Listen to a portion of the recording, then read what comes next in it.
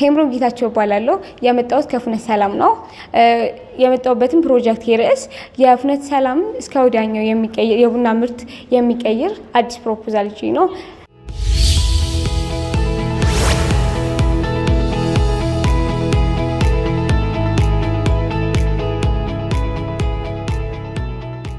በፍኖተ ሰላም ገበያ ላይ የቡና ገበያችን የሚቀይረውን ታላቅ ፕሮጀክት ይዤ ነው የቀረብኩት። ፍኖተ ዳሞት የታሸገ የቡና ማምረቻ ፕሮጀክት ነው። ይሄ ፕሮጀክት ፍኖተ ሰላም ከተማ ላይ አንድ ጥራቱን የጠበቀ የታሸገ ቡና ለማግኘት የግዴታ ከአዲስ አበባ ተቆልቶ ተፈጭቶ እስኪመጣ ድረስ መጠበቅ አለብን። ይሄም ደግሞ ትኩስነቱንና ማዕዛውን የቀየረ ቡና ያደርገዋል። ምክንያቱም ከጋርመንት በጭነት መኪኖች ስለሚመጣ ጊዜውን በመጋዘን ላይ ጊዜውን ያሳልፋል። ብዙ ነገሮች አሉ። በጣም ጣሙን የቀየረ ነው። ፍኖተ ሰላም ላይ ሂዶም ቼክ ማድረግ ስለሚቻል እኛም እየተጠቀምነው ስላለን፣ ሲቀጥልም ደግሞ ፍኖተ ሰላም ላይ ማግኘት ያለባትን ጥቅም እያገኘች አይደለም። ፍኖተ ሰላም በቡና ምርት ላይ በጣም የታወቀች ሀገር ናት። በአርሶ አደር 19236 አርሶ አደር አለ። 4500 ደግሞ ሄክታር መሬት አለ በቡና ብቻ የተሸፈነ። ሌላው የአረቢክ ቡና በስፋት ይመረታል፣ ነገር ግን ወደ ተግባር መዋል አልቻለም። ይሄ ማለት ብዙ ሰዎች የስራ እድል ማግኘት አልቻሉም። እኔ ደግሞ ይሄን ፕሮጀክት በዚህ ፕሮጀክት ላይ ብሰራበት ኖርማል ማምረት ብችል አምርቼም ለገበያ ቆልቼ በስነ ስርዓት ጥራቱን በጠበቀ መንገድ አምርቼ ለገበያ ለተደራሻያን ባቀርብ ሞር የተሻለ ነው። ባከል ቡና በጣም ተመራጭ ቡና ነው። ኤክስፖርት ስታንዳርድ ራሱ እየተወዳደረ የሚገኝ ቡና ነው። በጣም በኤክስፖርት ስታንዳርድ ወረዳ ነው። ልክ እንደ ወረዳ ሆኖ 4 አጎራባች ወረዳዎች አሉ በጣም የተሻሻለ ምርት የሚያቀርቡ። እነሱን በመጠቀም የተሻለ ነገር ለገበያ ላቀርብ አስቤያለሁ። በመቀጠልም ይሄን ፕሮጀክት ለመስራት የ1 ሚሊዮን ካፒታል የሚያስፈልግ ሲሆን ይሄንም ደግሞ 20% በራሴ ይሸፍናለሁ። 80% ከፈንዱ በአክብሮት እጠይቃለሁ። ቡና ነው ይዘሽ የመጣሽ፣ በጣም እናመሰግናለን። ቀጣይ እንጠጣዋለን ብዬ ተስፋ አደርጋለሁ። ግን ፍኖተ ሰላምና አካባቢው የቡና ብዛት አለበት አሁን ነው ቆአለን። በአከልም ወረዳ ሳይሆን ቀበሌ ይመስለኛል ካልተሳሳትኩኝ። ግን ምንድነው አንቺ እንድታብራሪልኝ ፈልገው ፓኬጂንግ ነው ወይስ ቡና ማፍላት ነው ያንቺ የፈለግሽው? ፕሮሰስ ማቀነባበር ነው ያለሽ? ፕሮጀክቱ ሁለት ባንድ ጥምር የስራ ውጤት ነው። ፍኖተ ሰላም ላይ ያልተጀመረ የትኛውን ቦታ ተጀምሮ ማያውቅ አዲስ የስራ ፈጠራ ነው። አሁን ብሩን የፈለግሽው ለየትኛው? ለማሽነሪዎች ግዢ ነው። ማሽነሪዎች ምን ናቸው? ለምሳሌ ቡና መቁያ ያስፈልገኛል። እሺ። ሲቀጥል ደግሞ መጭመቂያ ስፔክ መጭመቂያ አለ። በጣም ጥሩ። ቡናውን ሃርቨስት የሚያደርገው ማን ነው? አንቺ ነሽ? እኔ ነኝ። ገበሬዎች ናቸው? ከገበሬዎች ተቀብዬ ከነሱ ቀጥታ ገዛለሁ። ኖርማል እንትሩ ማለት ነው የደረቀው ማለት ከነጀፈሉ ማለት ከነጀፈሉ። ከዛ ጀፈሉን አስፈልፍለዋለሁ። ፕሮፖዛሉ ላይ አለ ፕሪንት እንትሩ መስጠት ይችላል፣ ሶፍት ኮፒውን መስጠት ይችላል። አሁን ምንድነው የምትሰሪው? እኔ የምሰራው አንደኛ በቤት ላይ የጀበና ቡና ሰራለሁ አሁን ባለውበት። ሲቀጥል ደግሞ ኢምፖክሲ ደግሞ በኢምፖክሲ ማስተዋወቀው ደግሞ እንትራለኝ የኢምፖክሲ ምርት ኖርማል አስተዋወቃለሁ። ያን ደግሞ ሶሻል ሚዲያውን አምጥቼ ወደ ቡና አድቨርት አደርግበታለሁ ብዬ አስባለሁ። ቆንጆ ነው። በጣም አሪፍ። በርቺ።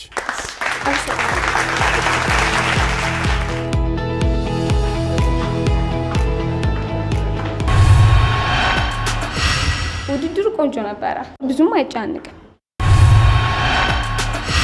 ስሜ መድኃኒት አለልኝ እባላለሁ። የመጣሁት ከምዕራብ ጎጃም ዞን ከፍኖተ ሰላም ወረዳ ከ02 ቀበሌ ነው።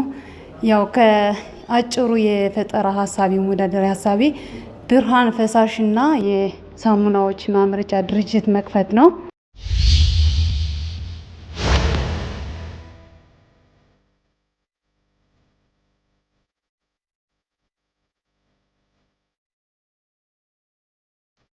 የፈጠራ ስራዬ ብርሃን ዘመናዊ የሳሙናና የንጽህና መጠበቂያዎች ማምረቻ ነው። ብርሃን የሳሙናና የንጽህና መጠበቂያዎች ማምረቻ ድርጅት ለመክፈት ያነሳሳይ ምክንያት ይገርማችኋል። በፍኖተ ሰላም ከተማና በዙሪያው ካሉ ወረዳዎች ከ600,000 በላይ ህዝብ የሳሙናና የንጽህና መጠበቂያዎችን የሚጠቀሙ ናቸው። ይሁን እንጂ ይህንን ምርት የሚያመርት ፋብሪካ የለም። በፍኖተ ሰላም ከተማ ብዙ የሳሙና ማከፋፈያ ሱቆች አሉ። ነገር ግን ምርቶችን የሚያመጡ ከሌላ ቦታ በመሆኑ ለህብረተሰቡ የሚያቀርቡ የሚያቀርቡበት ዋጋ እጅግ ውድ ነው። ስለሆነም በፍኖተ ሰላም ከተማና በአጎራባች ወረዳዎች ላይ 600 ሺህ በላይ ተጠቃሚዎች ጥራቱን የጠበቀ ሳሙናና የንጽህና ምርቶችን ለማምረት በተመጣጣኝ ዋጋ ለማቅረብ በቀላሉ 1,109,000 ብር ካፒታል ያስፈልገኛል። ይህን ድርጅት ለመክፈት ያሰብኩት ምክንያት በቂ የሆነ እውቀትና ልምድ ስላለኝ፣ ለምሳሌ በአመድ ውሃ ሳሙና ሰርቻለሁ። እየሰራሁ እኔና ቤተሰቤን እጠቅማለሁ። ለገበያም ያው በቅናሽ በትንሽ ዋጋ አስተያየት እያደረጉ እሸጣለሁ። ብርሃን ለሁሉም ብርሃን። እናመሰግናለን። ጥያቄ ካላችሁ ይቀበላሉ። እሺ ጥለሽ ልትሄጂ አይደለም። በጣም ጥሩ በጣም ጥሩ። አይ ጥሩ ሀሳብ ነው። መሸጥ ጀምራችኋል? ግን ያው እኔ በቤት እየሰራሁ ከአመድ ውሃና እንዲሁም የብርቱካን ሎሚ ልጣጭን በመፍጨት ጽድት ያለ ሳሙና ሰርቻለሁ። ምን ያክል ሳሙና አምርተሻል ዛሬ? ያው መቆጠር አልቆጠርኩም። እንደው ዝም ብለሽ በብዛት ቢያንስ ከ500 ከ600 በላይ ሳሙና እየሰራሉ። ስለዚህ አሁን እንደው ምን ያክል ብር ብንሰጥሽ ነው አንቺ አሁን ደስ የሚልሽ? ያው አንዱን ማሽን ብቻ ለመግዛት ተገጠመ 250 ሺህ ብር ድረስ ይሸጣሉ። ብቁ ወጣት ከመምጣቱ በፊት ይህንን ስራ ለማሳደግ ምን አይነት አማራጭ እያሰብሽ ነበር? ያው ከመምጣቱ በፊት በራሴ ለመስራት የተኮረኮርኩ ነበረ። እሺ በጣም ትኩረት እያደረኩኝ ነበር። ብድር ጠይቀሽ ታውቂ ነበር? አልጠየኩም። አሁንስ ብድር የሚያበድርሽ ሰው ቢመጣ ለመበደር ፍላጎቱ አለሽ ወይስ? ዝግጁ ነኝ። ትፈልጊያለሽ? ዝግጁ ነኝ። ያው ለመስራት ሰርቼ ያው ለመክፈል ሰርተሽ ለመክፈል። የብቁ ወጣት ስራ ፈጠራ ውድድርን የት ነው የሰማሽው? ከየት አገኘሽው? በባለፍ ላይ እንትን አልማ ጋር ነው የሰማነው እንዳጠቃላይ እና ግን ያው አልማዎች ሰብስበው ስልጠና ሰጠውናል። ዳሞት ጋር በባለፍ አንተም መሰጠነህናል። ከራሴ ሀሳብ ሲጨመር የእናንተ እንትን ስልጠና በጣም እውቀት ሰጠኝ፣ አቅም ፈጠረልኝ፣ ሀሳቤን በጣም እንዳስፋፋ ረዳኝ። ረች ድማሚት የሆነች ልጅ ናት በጣም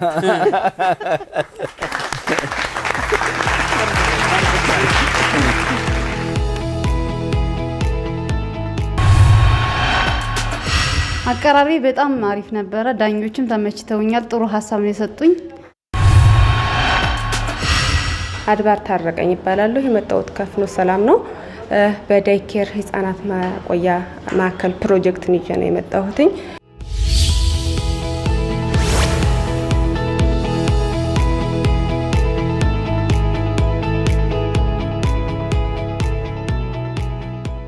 እናቶች ልጆቻቸውን በደህና ቦታ መዋሉን ሳያረጋግጡ በስራቸው ውጤታማ ሊሆኑ ይችላሉ? አይችሉም። ለምን? ማዋያ ማዕከሉ ባለመኖሩ ነው። በፍኖተ ሰላም ከተማ ማዕከል ባለመኖሩ ወላጆች ስራቸውን እንዲለቁና በስራቸውም ውጤታማ እንዳይሆኑ አድርጓቸዋል። ህጻናትን ማግኘት የሚገባቸውን እንክብካቤ እንዳያገኙ አግዷቸዋል። ማዕከላችን ከ6 ወር እስከ 4 ዓመት ያሉት ህጻናትን በማቀፍ ለወላጆች በሙሉ ልብ ስራቸውን እንዲሰሩና ህጻናትን ማግኘት የሚገባቸውን እንዲያገኙ ያስችላል። ፕሮጀክቱ በአመት 393,120 ብር ትርፍ ያስገኛል። ነገር ግን ስራውን ለመጀመር 1,057,840 ብር ያስፈልገኛል። አሰራራችን ጥራትን፣ ደህንነትን መሰረት ያደረገ ሲሆን አገልግሎቱ ከ1 ሰዓት ተኩል እስከ 12 ሰዓት በማቆየት ምግብ የመመገብ ስርዓት፣ የእረፍት ሰዓት፣ በጨዋታ አዘል ትምህርት እንዲሁም በባለሙያ የታገዘ የጤና ክትትል ይከናወኑበታል። ይህም ፕሮጀክት ለመምራት በማኔጅመንት የመጀመሪያ ዲግሪ እንዲሁም በህጻናት እድገትና እንክብካቤ ሰርቲፊኬት ሰልጥኛለሁ። በኬጅ መምህርነትም ትንሽ ልምድ አለኝ። እንዲሁም የወላጆችን ፍላጎት በጥናት አረጋግቻለሁ፣ እሰራዋለሁ ብዬ አምናለሁ። ፕሮጀክቱ ቢዝነስ ብቻ ሳይሆን ትውልድን መገንባትም ነው። ስለዚህ የእናንተ ድጋፍ ወሳኝ ነው።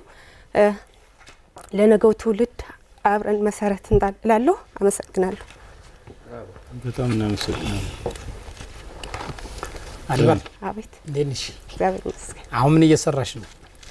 አሁን ምንም አልሰራም። ምንም አሰሪ ነው። ስለዚህ ብሩን ብታገኝ ስራውን ትጀምሪያለሽ? እጀምራለሁ። በጣም ጥሩ። በደንብ አጥንተሽዋል? ግን ገበያ መኖሩን ምን መኖሩን? በእኛ ማዕከል የዳይኬር ህጻናት የለም፣ የኬጆች ነው ያለ እና ይሄ ደግሞ ወላጆች ከቤቴ ከእህቴ ጀምሮ ስራዋን እንድትለቅ ሆነች። አሁን ችግሩን እየተጋፈጠች ትገኛለች። ስለዚህ ፕሮፖዛልሽን እያየሁት ነበርና በጣም ጥሩ ነው። ግን አመሰግናለሁ። እነዚህ ፎቶዎች አሉ በመመገብ ላይ ያሉ ባለቤቶች ያውቃሉ? ኖ በእንትን ዌብሳይት ላይ እንደማሳየነት ነው የተጠቀሟቸው እንጂ እንግዲህ ከተለቀቁ ያው መጠቀማችን ነው እንግዲህ ይመስለኛል። ፖፑላር ናቸው የዚህ አካባቢ ልጆች መስለኝ አይደሉም፣ የአካባቢዎች አይደሉም፣ እንደማሳያ ነው ፕሮጀክቱን። ከኢንተርኔት ነው ያወራችው። ከኢንተርኔት ምክንያቱም የሰው ፎቶ ነው ብዬ ነው። ኦፍ ኮርስ ወድጄዋለሁ። በጣም ጥሩ አንደኛ የዌል ናሬትድ ከፕሮፖዛሏ ጋር ትንሽ ቁጥሮችን ለመስማት ሞክሬ ነበርና ቆንጆ አሳጥረሻ አቅርበሻል። እንደዚህ ሳካልሽ ነው ብለው። እሺ አመሰግናለሁ። መልካም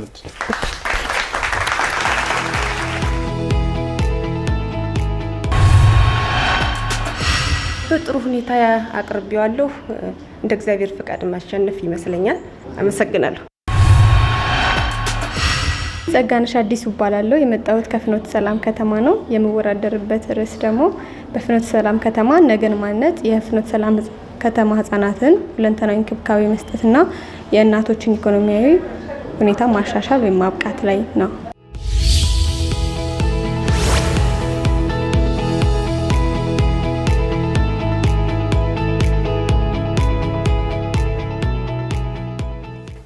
የፍኖተ ሰላም ከተማ እናቶች የእናትነታቸውና የመስራት ፍላጎታቸው የተጋጨባቸው ወደ ስራ ለመግባት ኢኮኖሚያዊ ችግርና ከፍተኛ የሆነ ደግሞ የስነ ልቦና ጫና ውስጥ ይገኛሉ። እንዲሁም ልጆቻቸው በጦርነት ወሬ ውስጥ በሆነ በእኛ ከተማ ውስጥ ምቹ የአእምሮ እድገትና የስሜት መነቃቃትን የሚፈጥር አካባቢ ማግኘት አልቻሉም። በዚህም ሁለት ችግር በመነሳት አንደኛው በአካባቢያችን የተደራጀና ደረጃውን የጠበቀ የህፃናት መንከባከቢያ ማዕከል አለመኖሩ ነው። ስለዚህ እኛ ይዘን የመጣነው የህፃናት ማቆያ ማዕከል ጸደይ የህፃናት ሁሉን አቀፍ የህፃናት መንከባከቢያና የእናቶችን ማብቂያ ማዕከል ነው። ይሄም ጤናን፣ የህፃናቱን ሁለንተናዊ ደህንነት እና የአእምሮ እድገት እንዲሁም የእናቶችን የኢኮኖሚ መጠናከርን መሰረት ያደረገ ሁለንተናዊ እንክብካቤ እና ማብቃት ሞዴል ያለው የማዕከል አይነት ነው ማለት ነው። ከ6 ወር እስከ 3 አመት ጀምሮ ያሉ ህጻናትን ከ20 እስከ 30 እስከ 40 ያሉ ህጻናትን በመቀበል በወር ከ2000 ብር ከ1700 እስከ 2000 ብር በማስከፈልና ለህጻናቱ ተገቢውን እንክብካቤ ከጤናም ከሁለንተናዊ ከአእምሮ እድገትም አንጻር አደራጅተን በመስጠት ለእናቶቹ ደግሞ ጫናን በመቀነስ በማህበረሰቡ ውስጥ ከፍተኛ የኢኮኖሚያዊ ሚና እንዲጫወቱ ወይም የራሳቸውን አስተዋጽኦ እንዲያበረክቱ ለማገዝ የራሳችንን አስተዋጽኦ ለመወጣት ነው። ይህንን ስናደርግ ጠቅላላ ካፒታላችን የሚሆነው 964,000 ወደ 770 ብር ነው። ስለዚህ 80%ቱን የብቁ ወጣት ፕሮግራም ፈንድ ያደርጋል ተብሎ ይታሰባል። 80% የሚሆነው 779,470 ብር አካባቢ ይሆናል። ሌላው 20%ቱ በእኛ የሚሸፈን ነው የሚሆነው ማለት ነው። እኔ ለምን መስራት ፈለኩ ወደሚለው ስመጣ እኔ በማህበረሰብ ጤና ነው የመጀመሪያ ዲግሪን የሰራሁት። በመቀጠል ሁሉን ተናግረሽዋል እኮ ከኔ ልጨረስኩ። እሺ ልጅ ማዘሏን አይታል ግን ስዞር ነው ያየሁት እኔ ራሴ እንደዛ ነው ያየሁት። እና ክትትል ነው ያረግሻት። እንደዚህ አይነት ስራ ከዚህ በፊት ሞክረሽ ታውቂያለሽ? የአረጋዊ መንከባከቢያ ውስጥ ሰርቻለሁ። ሰርተሽ ታውቂያለሽ? አዲስ አበባ ነበር። አንድ አመት ነው ሰርቻለሁ። እንደው ከከተማው አንጻር እንዴት ነው? ይሄንን ብዙ ደንበኛ ታገኛለሽ? የሚያተርፍ ስራ ይሆናል ብለሽ ታስቢያለሽ? አዎ፣ ምክንያቱም ከከተማው አንጻር አንደኛ የማህበረሰቡን በተደራጀ መንገድ ባይሆንም እንዲሁ ሲጠና በጣም ከፍተኛ ፍላጎት አለ። ግን ምንድነው ታማኝ የሆነ ህጋዊ ሰውነት ያለውና የተደራጀ ትልቅ የህፃናት ማቆያ የለንም። ስለዚህ ትርፋማ ይሆናል አገልግሎት የምንሰጠው ደንበኛም እናገኛለን ብለን ተስፋ እናደርጋለን። በምንድነው የተማርኩት ያልሽኝ? ፐብሊክ ሄልዝ ጤና፣ የማህበረሰብ ጤና። በጣም ጥሩ።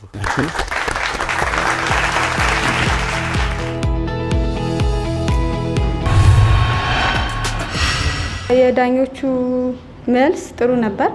እኔም ጥሩ ነኝ ብዬ አስባለሁ። የብቁ ፈጣሪ ውድድር የብራንድ ደረጃ ስፖንሰር ቡና ባንክ።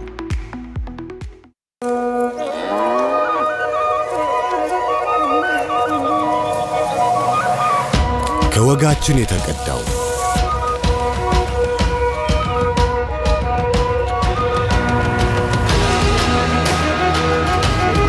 በደቦ የምናሰናዳው ንቃትና ስኬት የሚያጎናጽፈን ፍቅርና ባህል የምንጋራበት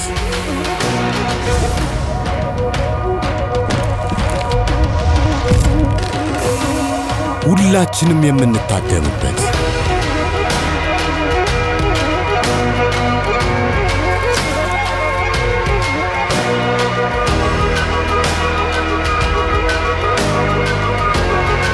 በቁርሱ ሊያቋድሰን በአዲስ ገጽታ ቡና ደርሷል።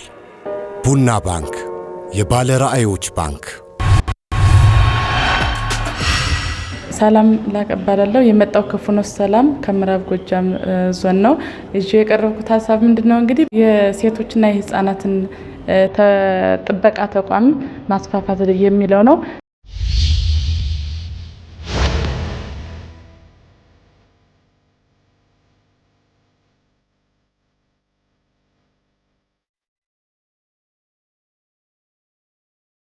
ወደ እናንተ ስመጣ እዚህ የቀረብኩት ሀሳብ ወይም አይዲያ ምንድነው?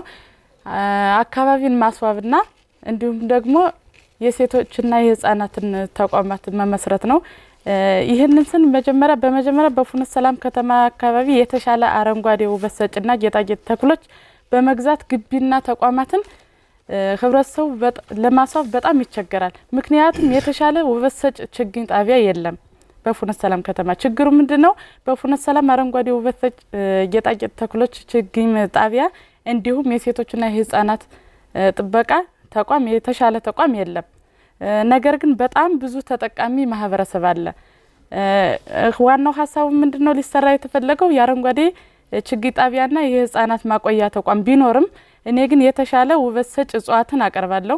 የአንድ ችግኝ ዋጋ በ20 ብር እሸጣለሁ ብዬ አስቤያለሁ። በአመት 5000 ችግኞችን አለማለሁ። 5000 ችግኞችን አልምቼ 100,000 ብር በአመት ሽያጭ አቀርባለሁ ብዬ አስቤያለሁ። በጣም ጥሩ ባይዞ አካባቢ ማስዋብ ነው። ግን ያልገባኝ ነገር ሴቶችን መጠበቅ የሚለው ምንድን ነው?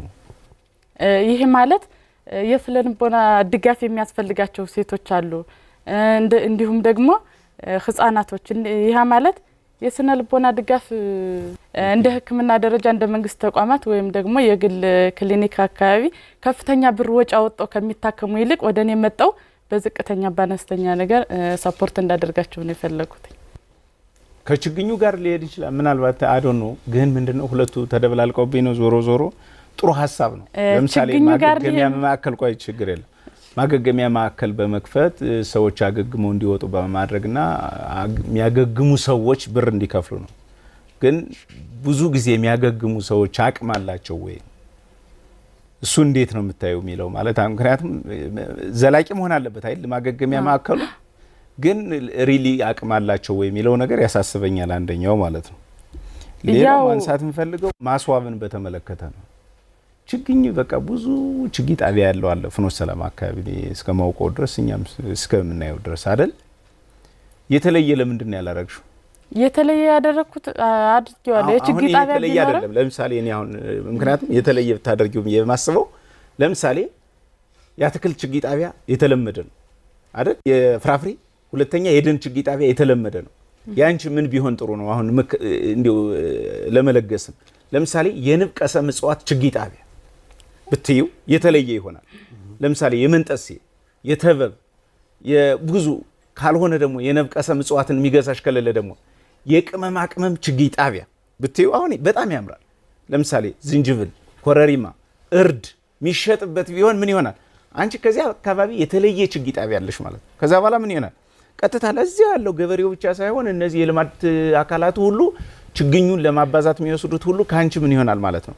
እንደ ሲድ እንደ ዘር መነሻውንሽ ታገለግያለሽ ማለት እና እዛ ላይ እንትን ብታዩ መልካም ነው ብዬ አስባለሁ። ግልጽነት ላድርገው። እሺ እኔ ብዬ የቀረብኩት ምንድነው በችግኝ ነው ውብ የሚሉት ማለት ነው። ለምሳሌ እንዴት አይነት ችግኞችን ለሚለው ጥያቄ በመንገድ ዳር ከለር ያላቸው አበባዎች አሉ።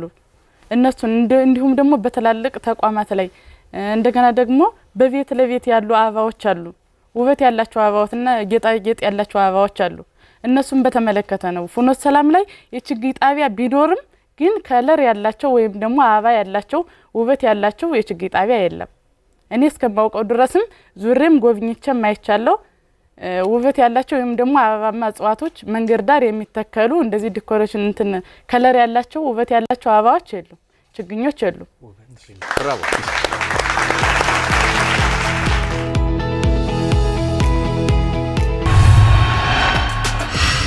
ቆይታው አሪፍ ነበረ። ዳኞችም ያው በጥሩ ሁኔታ ነው የጠየቁኝ። ስሜ ረዳይት ደምስ ይባላል። የመጣሁት ከፍኖተ ሰላም ከተማ ሲሆን ይዤ የመጣሁት ፕሮጀክት ወጀት ኢኮ ፓኪንግ ማለትም የተቀናጁ የወረቀትና የጨርቅ ቦርሳ እንዲሁም የህትመት አገልግሎትን ሲሆን በዚህ ውድድር ጥሩ ውጤት ታመጣለሁ፣ አሸንፌም ጥሩ ደረጃ ደርሳለሁ ብዬ አስባለሁ።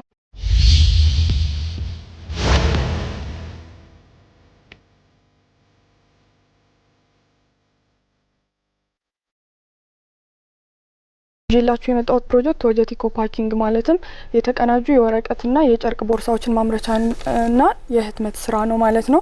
ክፍተቱ እንግዲህ በምዕራብ ጎጃም ዞን ምንም አይነት አምራች ባለመኖሩ የኛን ድርጅት የበላይነት እንዲሆን ያደርጋል ማለት ነው። ሌላኛው የመንግስት ፖሊሲ የፕላስቲክ ክልከላ ሲሆን እንግዲህ የመጀመሪያው ችግርና ወጀት ያመጣዋል ብዬ የማስበው መፍትሄ ምንድነው?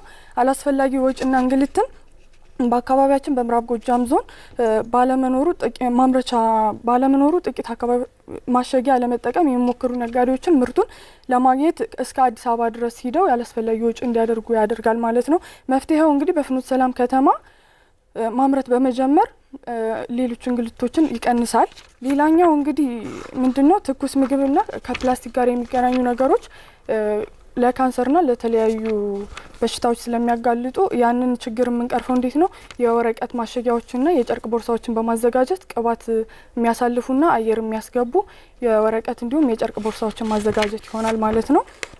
እንግዲህ ሌላኛው ምንድነው? ነጋዴዎች ምርቶቻቸውን ያለ አንዳች መለያ ወይም ሎጎ ስለሚያሰራጩ የገበያውን ውስጥ ተወዳዳሪነት አያጎላም ማለት ነው። እንግዲህ ወጀት ኢኮ ፓኪንግ የሚያመጣው መፍትሄ ምንድነው? ሌሎች ድርጅቶች የራሳቸውን ብራንድ እንዲያስተዋውቁ የህትመት አገልግሎትን ይሰጣል ማለት ነው።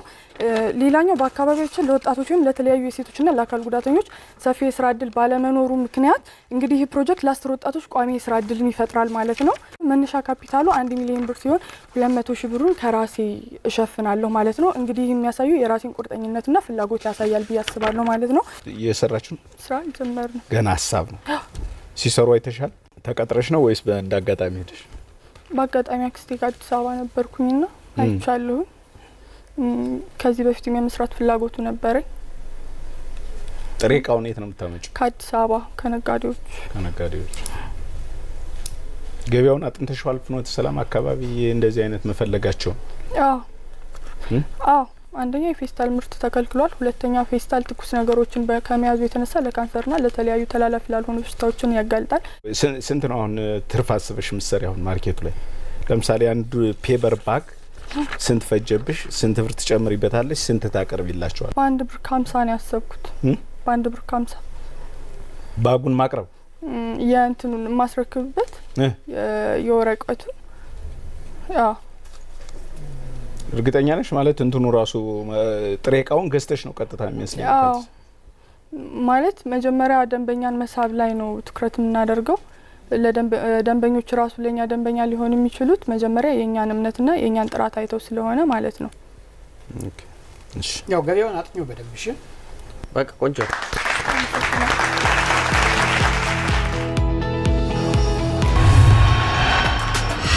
በፍርሃት ስሜትም ቢሆን ሀሳቤን ለተወሰነ ለመግለጽ ሞክሬያለሁና ለመረዳት የሞከሩ መስሎኛል።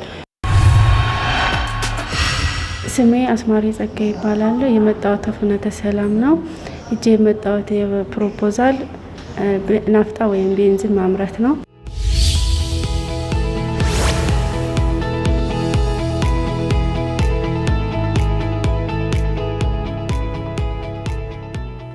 የማቀርበው ፕሮጀክት ናፍጣ ወይም ቤንዚን ማምረት ነው። ከምንም አመርተዋለሁ። ተጠቅመን ከምንጥላቸው ላስቲኮችና ሃይላንዶች ነው። እነዚያ ሃይላንዶች ወይም ፕላስቲኮች በንጹህ እቃዎች በማጽዳት በኬሚካሎች በማጽዳትና በመቆራረጥና በመፍጨት ወደ ክሮፕ ማድረግ ነው።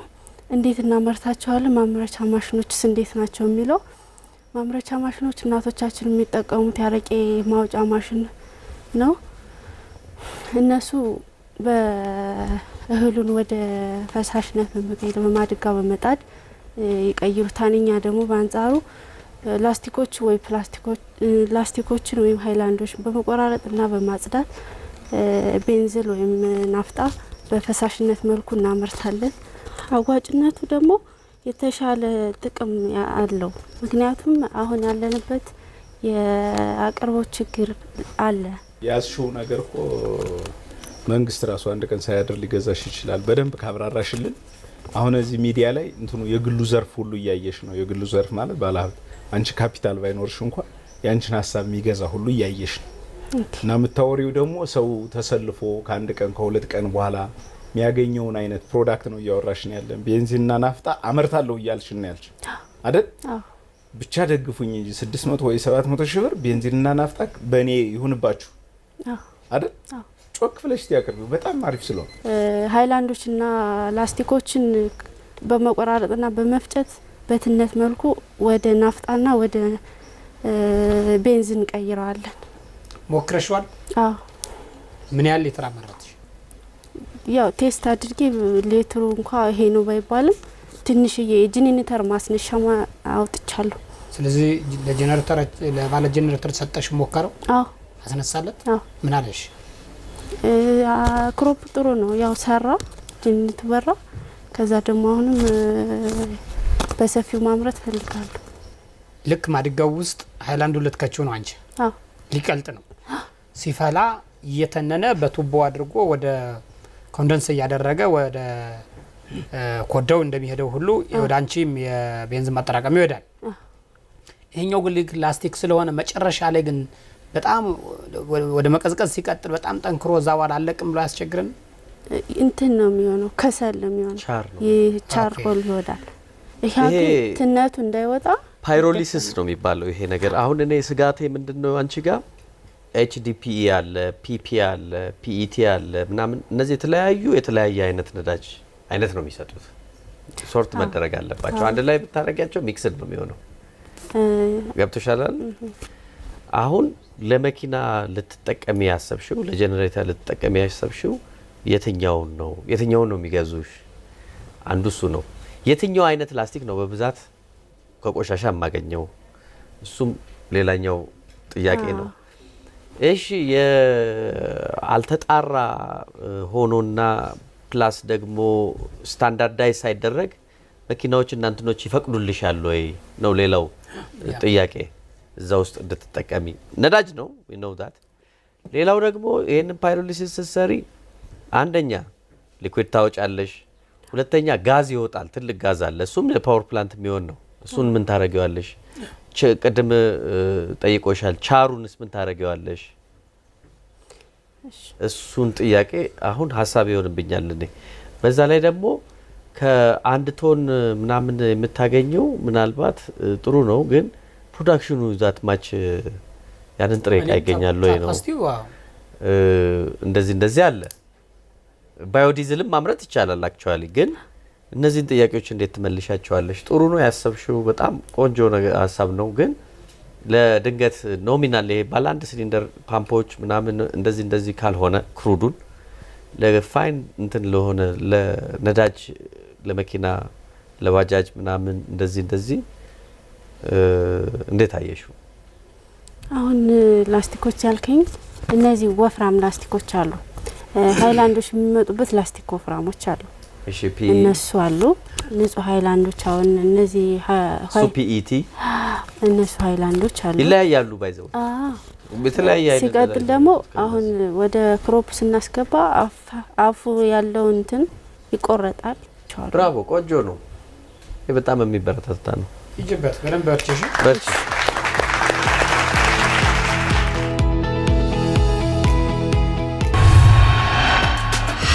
በጥሩ ሁኔታ ነው ያቀረቡት። አስተያየቱም ጥሩ ነው፣ ደስ ይላል። ስሜ ደረጃ ተሾመ ባለው የመጣው